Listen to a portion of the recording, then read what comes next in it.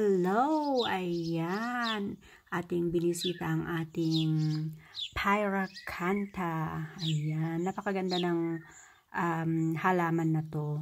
Yung kanyang bunga ay napaka-elegante. Ayan. Ito yung pinipitas ko kapag magpapasko. Ayan. Start ng autumn, may bunga na siya. Till whole winter. At sa spring, start naman siyang mamulaklak. Ayan, napakaganda ng halaman na to. Kaso, hindi nga lang siya nakakain. At para lang ito sa mga ibon. Ayan, kinakain nila yung bunga. Sa spring, ang ganda ng bulaklak nito. Kaya, yung mga paru-paro, yung mga flies, ayan, kanilang dinadagsa tong halaman na to. Dahil napaka bango din ng kanyang bulaklak. Ayan. So, ang ganda talaga nito. Para siyang plastic, pero totoo talagang bunga niya.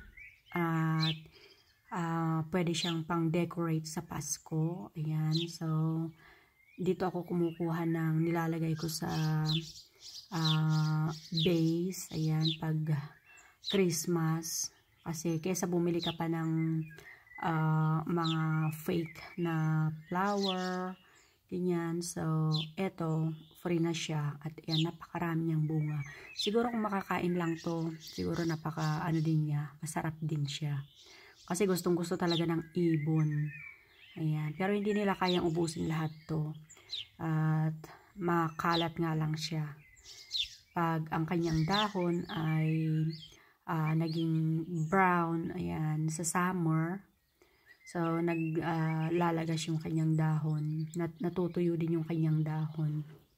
At pinakamaganda pa rito ay pwede natin siyang gawing bakod. Ayan. So, ito yung isang puno lang to na tinanim ko. Magto 2 years na siya. Ayan. At para na siyang na-cover na niya yung aming bakod. Ang ganda. Pero tinitrim ko siya para hindi siya tumangkad. Gusto ko lang kasi yung medyo nakalaylay siya. At para pag mamunga siya, ang ganda ng mga pagkaalay ng kanyang mga bunga. Ayan. So, hindi ko alam kung meron to sa Pilipinas. Pero dito sa France kasi is kahit saan lang to.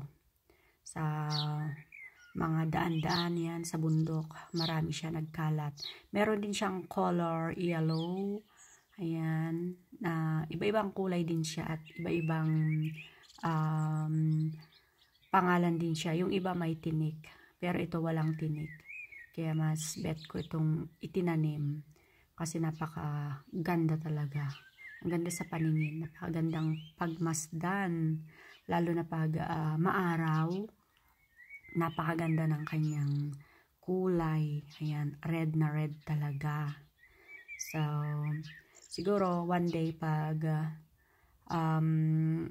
medyo mainit, ikakat natin ulit yung mga branches niya na